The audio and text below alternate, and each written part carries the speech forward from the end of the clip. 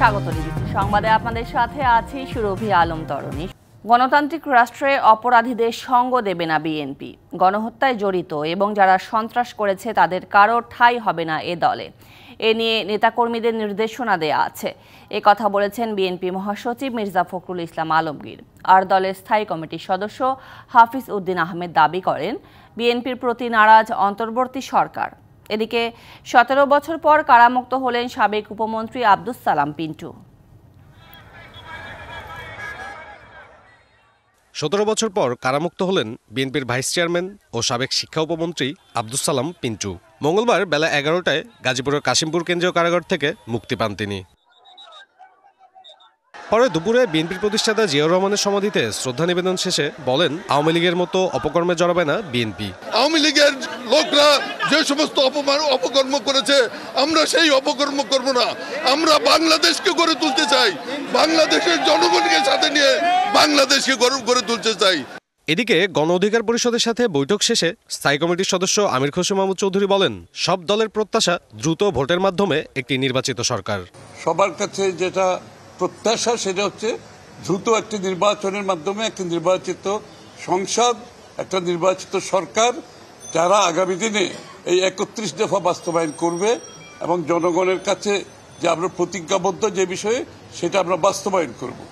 বিকেলে গুলশানের একটি হোটেলে বিএনপি প্রতিষ্ঠাতার নামে ফুটবল টুর্নামেন্টের ট্রফি ও জার্সি উন্মোচনীতে স্থায়ী কমিটির আরেক সদস্য অবসরপ্রাপ্ত মেজর হাফিজ উদ্দিন আহমেদ দাবি করেন, বিএনপির প্রতি নারাজ অন্তর্বর্তী সরকার। তত্ত্বাবধায়ক সরকার মনে হয় আমাদের উপর একটু নারাজ আছে। কেন নারাজ আমার দোষ না, আমি বুঝি নারাজ হওয়ার একটাই কারণ, এখন নির্বাচন দিলে বিএনপি ক্ষমতায় আসবে।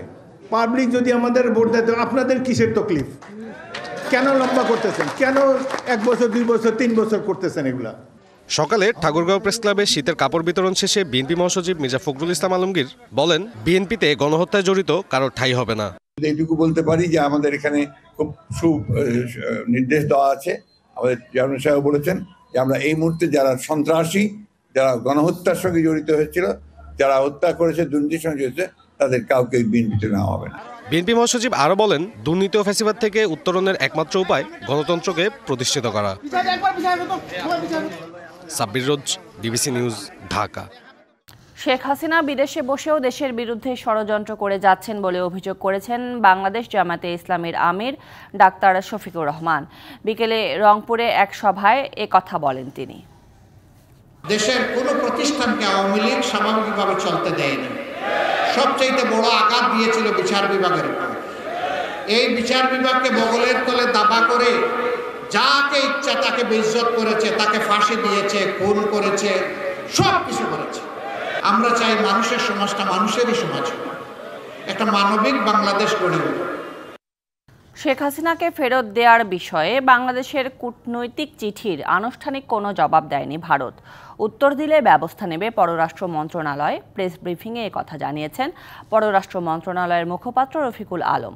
তবে বিষয়টি স্পর্শকাতর হওয়ায় এখনই জবাব পাওয়ার আশাও করছে না বাংলাদেশ। সোমবার স্বরাষ্ট্র ও পররাষ্ট্র উপদেষ্টা জানিয়েছিলেন, কূটনীতিক চিঠি দিয়ে দিল্লির কাছে সাবেক প্রধানমন্ত্রী শেখ হাসিনাকে ফেরত চেয়েছে বাংলাদেশ। মঙ্গলবার পররাষ্ট্র মন্ত্রণালয়ের নিয়মিত ব্রিফিংয়ে এ সংক্রান্ত প্রশ্নই ছিল বেশি। কূটনৈতিক পত্রটা হস্তান্তর করা হয়েছে। এ সময় পররাষ্ট্র মন্ত্রণালয়ের মুখপাত্র জানান, ঢাকা দিল্লি বন্দি প্রত্যর্পণ চুক্তিতে এমন কোনো সময়সীমা নেই যে তার মধ্যেই জবাব দিতে হবে। এখন পর্যন্ত আমাদের জানা মতে সরকারি চ্যানেলে আমরা কোনো উত্তর পাইনি। আমরা অপেক্ষা করব ভারত সরকারের উত্তরের জন্য। সেই উত্তরের উপর ভিত্তি করে বাংলাদেশ সরকারের পরবর্তী পদক্ষেপ নির্ধারিত হবে। আমরা একটা সময় পর্যন্ত নিশ্চয়ই দেখব। যে কোনো জিনিসের উত্তর দেওয়ার একটা স্বাভাবিক সময় আছে। যদি সেই সময়ের মধ্যে উত্তর না আসে, তাহলে এটার আরেকটা তাগিদপত্র দেওয়া হবে। আমরা যে বিষয়টা নিয়ে কথা বলছি সেটা অত্যন্ত সংবেদনশীল একটা বিষয়।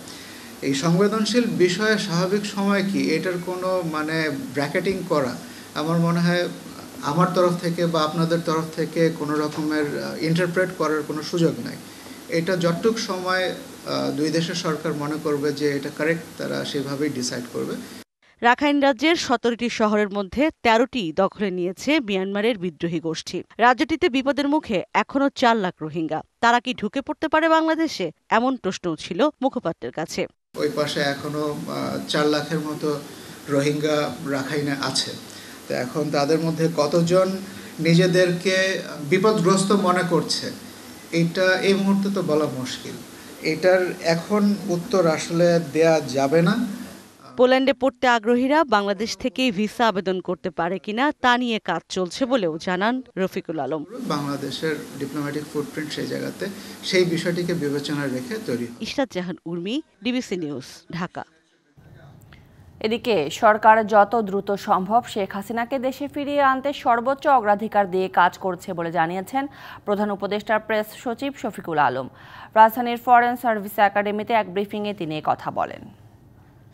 সাইবার সুরক্ষা অধ্যাদেশ 2024-এর খসড়া চূড়ান্ত অনুমোদন। পতিত স্বৈরাচার শেখ হাসিনা এটাকে ইউজ করেছিলেন বাংলাদেশে ডিসেন্টিং ভয়েসগুলোকে মাজল করার জন্য। তো আমরা যতটা দ্রুত সম্ভব শেখ হাসিনা বিচারের সম্মুখীন হবে। বিমানবন্দরে গত 15 বছরে উন্নয়ন প্রকল্পের নামে বিপুল পরিমাণ অর্থ লোপাটের অভিযোগে সাবেক প্রধানমন্ত্রীর সামরিক উপদেষ্টা তারিক আহমেদ সিদ্দিকী, সিনিয়র সচিব মহিবুল হক সহ 8 জনের বিরুদ্ধে অনুসন্ধানে নামছে দুদক। মঙ্গলবার অনুসন্ধানের সিদ্ধান্ত নেয় সংস্থাটি। এদিকে শেখ হাসিনার আমলে 8টি উন্নয়ন প্রকল্পে বরাদ্দ ব্যয় সহ যাবতীয় নথিপত্র তলব করেছে দুদক। শাহজালাল আন্তর্জাতিক বিমানবন্দরের 3য় টার্মিনাল নির্মাণ সহ গত 15 বছরে দেশের 8টি বাণিজ্যিক বিমানবন্দরের উন্নয়ন প্রকল্প নেয় আওয়ামী লীগ সরকার। এসব উন্নয়নে সরকারের ব্যয় হয়েছে 32,605 কোটি টাকা, যা পদ্মা সেতুর নির্মাণ ব্যয়ের চেয়েও বেশি।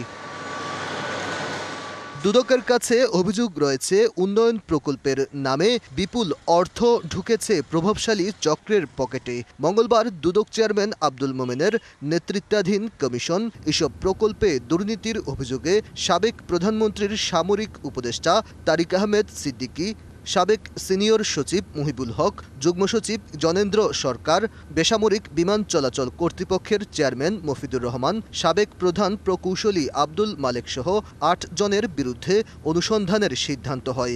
বিমানবন্দরে মেগা প্রকল্পে দুর্নীতির অভিযোগে 2-1 দিনের মধ্যেই অনুসন্ধান টিম গঠন করা হবে। এদিকে সাবেক প্রধানমন্ত্রী শেখ হাসিনার আমলে 8 প্রকল্পে দুর্নীতির তথ্য চেয়ে প্রধান উপদেষ্টার কার্যালয়ে চিঠি দিয়েছেন দুদকের উপপরিচালক সালাউদ্দিন। অনুসন্ধান কমিটি গঠন করা হয়েছে এবং অনুসন্ধান দলের সদস্যরা দালিলিক প্রমাণাদি সংগ্রহের জন্য বিভিন্ন দপ্তরে পত্র লিখছেন এবং অভিযোগ সংশ্লিষ্ট যারা থাকবেন তাদের সবাইকে তাদের কাছে জিজ্ঞাসাবাদ করা হবে। এছাড়া শেখ হাসিনা, সজীব ওয়াজেদ জয়, শেখ রেহানা এবং টিউলিপ সিদ্দিকের বিদেশে থাকা ব্যাংক হিসাব সহ অস্থাবর সম্পদের তথ্য চেয়েছে দুদক। আর্থিক গোয়েন্দা বিভাগ BFIU-তে চিঠি দিয়েছে সংস্থাটি। বঙ্গবন্ধু নব থিয়েটার দুর্নীতি মামলায় সাবেক প্রধানমন্ত্রী শেখ হাসিনার বিরুদ্ধে পুনরায় তদন্তের সিদ্ধান্ত নিয়েছে দুদক।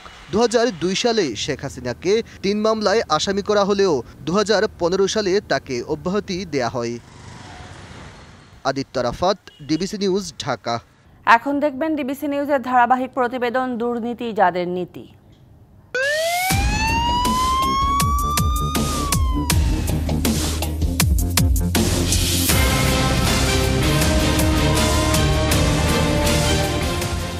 অপ্রতিরোধ্য ক্ষমতাধর ব্যক্তি ছিলেন জামালপুর 3 থেকে টানা 7 বার এমপি নির্বাচিত মির্জা আজম। দলের গুরুত্বপূর্ণ পদসহ প্রতিমন্ত্রীর ক্ষমতার অপব্যবহার করে গড়েছেন বিপুল সম্পদ। তার স্ত্রী সহ পরিবারের প্রতিটি সদস্যের নামে বেনামে রয়েছে বিপুল পরিমাণ সম্পদ। জামালপুর, ঢাকা, কক্সবাজার সহ দেশের বিভিন্ন এলাকায় বিলাসবহুল বাড়ি, বহুতল ভবন, প্লট সহ কয়েক হাজার কোটি টাকার সম্পদের মালিক মির্জা আজম। জমি দখল, টেন্ডারবাজি করতেন নিজস্ব ক্যাডার বাহিনী দিয়ে। মির্জা আজম জামালপুর 3 থেকে টানা 7 বার সংসদ সদস্য নির্বাচিত হন তিনি। আওয়ামী লীগের সাংগঠনিক সম্পাদক ছাড়াও বস্ত্র পাট প্রতিমন্ত্রী এবং যুবলীগ সাধারণ সম্পাদকের দায়িত্ব পালন করেন তিনি। ক্ষমতার দাপটে কবজায় নেন পুরো জামালপুর। দীর্ঘ বছর ক্ষমতার অপব্যবহার করে মির্জা আজম তার স্ত্রী, সন্তান, 5 ভাই সহ পরিবারের প্রত্যেক সদস্যের নামে বেনামে ঢাকা শহর দেশের বিভিন্ন এলাকায় জমি, বাড়ি, ফ্ল্যাট, ব্যবসা প্রতিষ্ঠান সহ রয়েছে কোটি কোটি টাকার সম্পদ। অভিযোগ রয়েছে নিজ দলেরই এক নেতার 13% জমি দখল করে জামালপুর শহরে স্ত্রীর নামে গড়ে তোলেন বিলাসবহুল বাড়ি আলিয়া কটেজ। চন্দ্রা এলাকায় মির্জা আজমের স্ত্রীর নামে 8 একর জমিতে আলিয়া গার্ডেন নামে একটি পার্ক রয়েছে। পার্কের জন্য জমি দখলের অভিযোগ রয়েছে। জামালপুর শহরের নয়াপাড়ায় একটি ভবনে বেসরকারি শেখ ফজিলাতুন্নেসা মুজিব বিশ্ববিদ্যালয় প্রতিষ্ঠা করেন মির্জা আজম। পরে ব্রহ্মপুত্র তীরে বিশ্ববিদ্যালয়ের স্থায়ী ক্যাম্পাসের জন্য 16 একর খাস জমি ইজারা নেন। শতাধিক দরিদ্র পরিবারের ঘরবাড়ি ভেঙে জমি দখলের অভিযোগ রয়েছে। পৌরসভার ডাম্পিং স্টেশন বন্ধ করে প্রায় 4.5 একর জমির উপর গড়ে তোলেন জামালপুর রিক্রিয়েশন ক্লাব লিমিটেড নামে ভিআইপি বিনোদন ক্লাব, যেখানে চলত নানা অনাচার। ক্ষমতার অপব্যবহার করে টেন্ডারবাজি, হাউজিং ব্যবসা ছাড়াও নানাভাবে সম্পদ করেছেন মির্জা আজম। তার এসব কাজে সহযোগী স্ত্রী ও ভাইয়েরা। আর জবরদখলে ছিল তার নিজস্ব ক্যাডার বাহিনী। উন্নয়নের নামে হাজার হাজার কোটি টাকা সে লুটপাট করেছে সারা বাংলাদেশ থেকে। তার বউকে খুশি করার জন্য বউয়ের নামে একটা গার্ডেন করছে, আলিয়া গার্ডেন। 15 বছর সে আমার জায়গা দখল করে রাখছে। তার একটা বাহিনী আছে, এই বাহিনীদের সমন্বয়ে মোটামুটি জোরপূর্বক ভাবে জমিগুলো কবজা করে নিয়ে নিচ্ছে। কেউ কিছু বলতে পারে না, পুলিশ আয় না, মানুষের বাড়ির তনে টর্চারিং করে ধরে নিয়ে আসে। রাজধানীর ধানমন্ডি, বাড়িধারা, মিরপুর এবং আশুলিয়ায় রয়েছে বহুতল আবাসিক ও বাণিজ্যিক ভবন। এছাড়াও শ্বশুরবাড়ি নেত্রকোনা ও কক্সবাজারে নামে বেনামে সম্পদ রয়েছে মির্জা আজমের। তমা কনস্ট্রাকশনের শেয়ার হোল্ডার হিসেবে সরকারি প্রকল্পে কাজ পেতে প্রভাব বিস্তারের অভিযোগ তার বিরুদ্ধে। সরকারি প্রকল্পের মেয়াদ বৃদ্ধি করে বরাদ্দের টাকা বাড়িয়ে তা থেকে বড় অংশ হাতিয়ে নিতেন মির্জা আজম। উন্নয়ন কাজের বেশিরভাগই করিয়েছেন পছন্দের লোক দিয়ে। এই প্রতিটি কাজই মির্জা আজম তিনি এবং তার লোকজন দিয়েই ঠিকাদার নিয়োগ করে এই কাজগুলো করা হয়েছে। কাজের গুণগত মান ছিল খুবই নিম্নমানের। বিশাল সম্পদের শিখভাগ তিনি উল্লেখ করেন হলফনামায়। তাতেও সম্পদ বেড়েছে কয়েক গুণ। 2014 সালের হলফনামায় তিনি বার্ষিক আয় দেখান 15,72,000 টাকা। 10 বছরে যা বেড়ে হয় 2,21 লাখ। বেড়েছে স্থাবর অস্থাবর সম্পদও। 2014-তে স্থাবর সম্পদ দেখান 7,83 লাখ টাকার, যা 2024-এ দাঁড়ায় 30,10 লাখে। 2014-তে অস্থাবর সম্পদ দেখান 6,17 লাখ টাকার। আরও 2 দফায় ক্ষমতায় থাকার পর সেই অস্থাবর সম্পদ হয় 49,57 লাখ টাকার। অস্বাভাবিক হারে সম্পদ বেড়েছে তার স্ত্রীরও। তার বিরুদ্ধে অভিযোগ রয়েছে নির্বাচনের প্রভাব বিস্তার সহ বিরোধী দলের নেতাকর্মীদের ওপর নির্যাতন, নিপীড়ন চালানোর। রাজনীতির গডফাদার 15-16 বছর যে মানুষকে ভোট থেকে বঞ্চিত করলো, মানুষকে অধিকার থেকে বঞ্চিত করলো। এই যে জোর জবরদস্তি করে জবরদস্তিগুলো মানুষের জায়গা সম্পত্তি দখল করে দিল। 5 আগস্ট সরকার পতনের পরেই মির্জা আজমের প্রতিষ্ঠান ও বাড়িতে হামলা করে বিক্ষুব্ধ জনতা। তখন থেকেই আত্মগোপনে প্রভাবশালী এই নেতা। DBC news desk. চট্টগ্রামে বিতর্কিত ব্যবসায়ী গোষ্ঠী এস আলমের 6টি কারখানা বন্ধ ঘোষণা করেছে কর্তৃপক্ষ। পরবর্তী নির্দেশ না দেয়া পর্যন্ত এসব কারখানা বন্ধ রাখার কথা জানায় প্রতিষ্ঠানটি। এদিকে কারখানা বন্ধের খবরে শ্রমিকদের মধ্যে দেখা দেয় অসন্তোষ। বেতনসহ পাওনাদি পরিশোধ করে দ্রুত কারখানা খুলে দেওয়ার দাবি জানান বিক্ষুব্ধ শ্রমিকরা।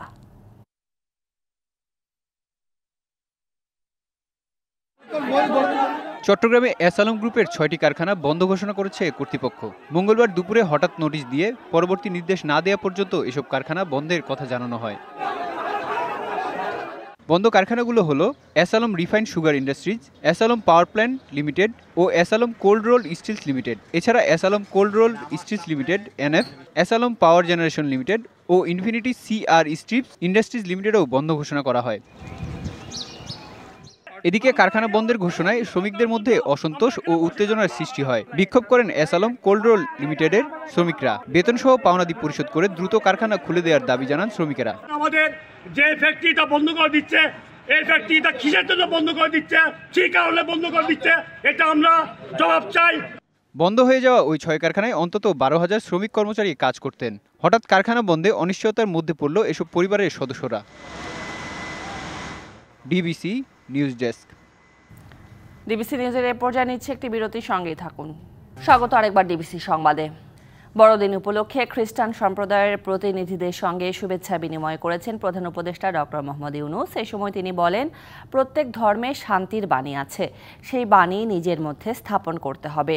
রাষ্ট্রীয় অতিথি ভবন যমুনায় বড়দিনের শুভেচ্ছা জানিয়ে প্রধান উপদেষ্টা বলেন, সংখ্যালঘু, সংখ্যাগরিষ্ঠ এই শব্দগুলো আমরা চাই না। এদেশে সবাই এক পরিবার, সবাই মিলে একত্রে থাকব, এটা দেশের স্বপ্ন। এই স্বপ্ন বাস্তবায়নের জন্য সবাইকে এগিয়ে আসার আহ্বান জানান প্রধান উপদেষ্টা। বলেন, বিভেদ দূর করে নিজ নিজ ধর্মের শান্তির বাণী স্থাপন করা গেলে অন্য ধর্মের মধ্যেও তা খুঁজে পাওয়া যাবে। সে সময় কোনো বিভেদ থাকবে না। খ্রিস্টান ধর্মাবলম্বীদের প্রধান উৎসব শুভ বড়দিন। রাত পোহালেই সারা বিশ্বের মতো বাংলাদেশে বড়দিনের উৎসবে মেতে উঠবেন খ্রিস্ট ধর্মের অনুসারীরা। উৎসবের জন্য প্রস্তুত রাজধানী ঢাকা। বড়দিনের প্রস্তুতির আরও খবর জানাতে রাজধানী এবং রাজধানীর বাইরে থেকে অর্থাৎ দেশের বাইরে থেকে যুক্ত হচ্ছেন আমাদের সহকর্মীরা। আমরা প্রথমেই যাব রাজধানীতে হোটেল ওয়েস্টিনে। সেখানে আছেন আমাদের সহকর্মী সৌরভ বাপ্পা। সৌরভ বাপ্পা, আপনি নিশ্চয়ই শুনতে পাচ্ছেন আমাকে। 5 তারকা হোটেলগুলোতে বড়দিনের কি কি আয়োজন রয়েছে জানাবেন আমাদের।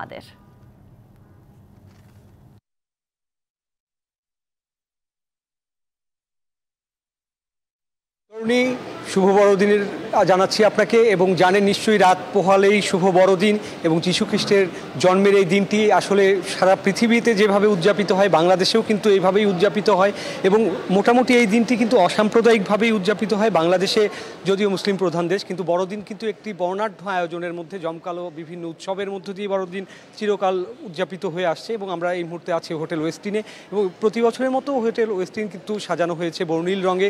ক্রিসমাস ট্রি নিশ্চয়ই দেখতে পাচ্ছেন, সেই সাথে ছোট ছোট বিস্কিটের তৈরি ঘর এবং নানা ধরনের খাদ্যদ্রব্য দিয়ে তৈরি করা নানা ধরনের অবসরপত্র আমরা দেখতে পাচ্ছি এবং সেই সাথে ক্রিসমাস ট্রি সাজানো হয়েছে নানান আলোয় বর্ণিল হয়ে উঠেছে এবং সেই সাথে ওয়েস্টিনে কিন্তু বিভিন্ন ধরনের আয়োজন রাখা হয়েছে বড়দিন উপলক্ষে। যেমন বিশেষ করে আগামীকাল সকাল 9টা থেকে বিকেল 3টে পর্যন্ত কিন্তু শিশুদের জন্য একটি বিশেষ পার্টি এখানে আয়োজন করা হয়েছে এবং যেখানে সান্টা ক্লজ থাকবে, ম্যাজিক শোর মতো নানান কিছু থাকবে এবং বড়দিনের কেক থেকে শুরু করে নানা ধরনের খাবার এবং স্ন্যাক্সের ব্যবস্থা থাকবে শিশুদের জন্য। এবং আপনি দেখতে পাচ্ছেন নিশ্চয়ই এখনই কিন্তু শিশুরা থেকে শুরু করে নানা বয়সী মানুষ এখানে ভিড় করেছে এবং বড়দিনের যে বিখ্যাত যে কেক, সেই কেক খেতে কিন্তু নগরের বিভিন্ন অঞ্চল থেকে মানুষরা এখানে এসেছেন। আমরা কথা বলেছি তাদের, নানা ধর্ম এবং বর্ণের মানুষরা এক হয়েছেন এবং তারা সবাই মিলে চেষ্টা করছেন এই দিনটিকে আনন্দের সাথে পরিবার এবং বন্ধু সবাইকে নিয়ে উদযাপনের জন্য এবং এইভাবেই এগিয়ে যাচ্ছে বড়দিনের প্রস্তুতি এবং সবাই মিলে চেষ্টা করছেন এই শুভ এই দিনটিকে হিমেল এই শীতের রাতে সবাই মিলে আনন্দে মেতে ওঠার জন্য। শুরুবি এই মুহূর্তে ঢাকা ওয়েস্টিন হোটেল থেকে বড়দিন উদযাপনের এই ছিল সর্বশেষ সংবাদ। আয়োজনের কমতি নেই। সৌরভ বাপ্পা, ধন্যবাদ আপনাকে। এবার আমরা একটু যেতে চাই রাজধানীর কাকরাইলের সেন্ট মেরিজ ক্যাথেড্রাল চার্চে। সেখান থেকে যুক্ত হচ্ছেন সহকর্মী রাকিব হোসেন। রাকিব, আমরা দেখছিলাম বিভিন্ন 5 তারকা হোটেলের বড়দিনের আয়োজন সম্পর্কে এবং এই বড়দিনকে ঘিরে চার্চগুলোর উৎসবের আয়োজন সম্পর্কে জানাবেন আমাদের।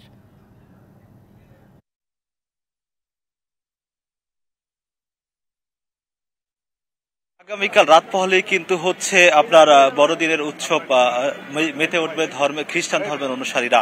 আমি আছি হচ্ছে কাকরাইলের যেই একটি গির্জা এবং এই গির্জায় আপনাকে একটু দেখানোর চেষ্টা করব যে প্রস্তুতির এই পর্যায়ে কিন্তু হচ্ছে আগামীকালকে যেহেতু বড়দিনের উৎসবে মেতে উঠবে সাধারণ মানুষ এবং এজন্য কিন্তু হচ্ছে যারা খ্রিস্টান ধর্মের অনুসারী আছেন তারা কিন্তু এই কাকরাইলের এই গির্জাটিতে ইতিমধ্যে আসা শুরু করে দিয়েছেন।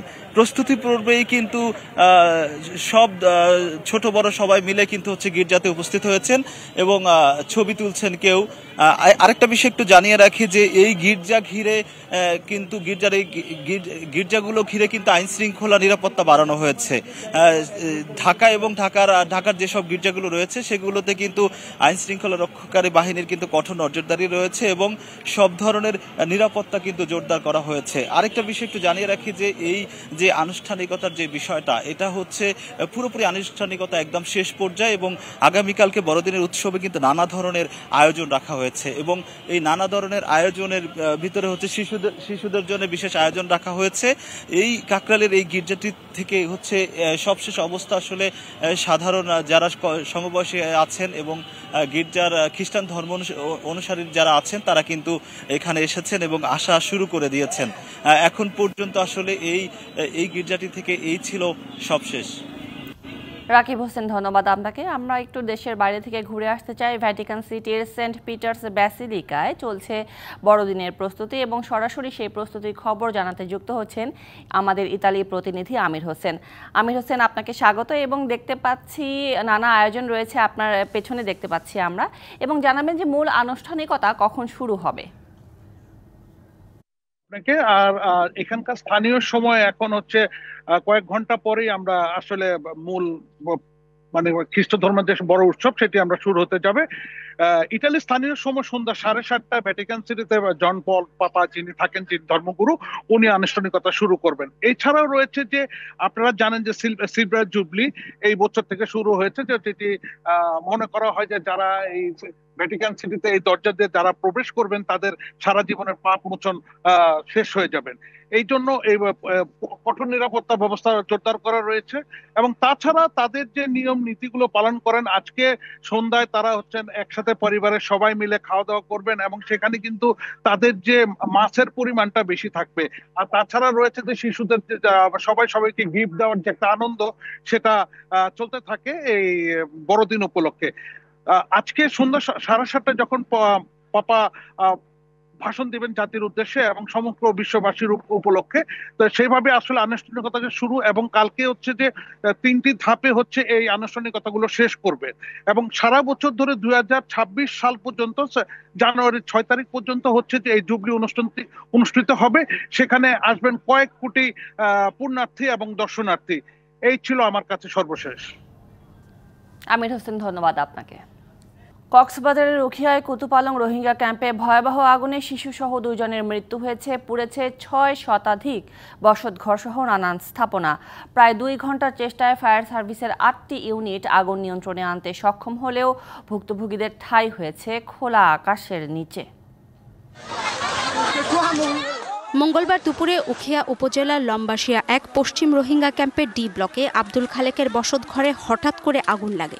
মুহূর্তে সেই আগুন ক্যাম্পটির আশেপাশে বসতঘর সহ অন্যান্য স্থাপনায় ছড়িয়ে পড়ে। 8টি ইউনিটের প্রায় 2 ঘন্টা চেষ্টার পর বিকেল 2:45টার দিকে আগুন নিয়ন্ত্রণে আনে ফায়ার সার্ভিস। আগুনে পুরোপুরি পুড়ে গেছে 469টি বসতঘর। পাশাপাশি আংশিক পুড়েছে 150টি বসতঘর, এনজিওর অফিস, শিক্ষা প্রতিষ্ঠান ও মসজিদ সহ বিভিন্ন স্থাপনা। পরে আগুনে পুড়ে যাওয়া এক শিশুসহ 2 জনের মরদেহ উদ্ধার করে পুলিশ। এদিকে আগুনের সব হারিয়ে খোলা আকাশের নিচেই অবস্থান করছেন ক্ষতিগ্রস্তরা।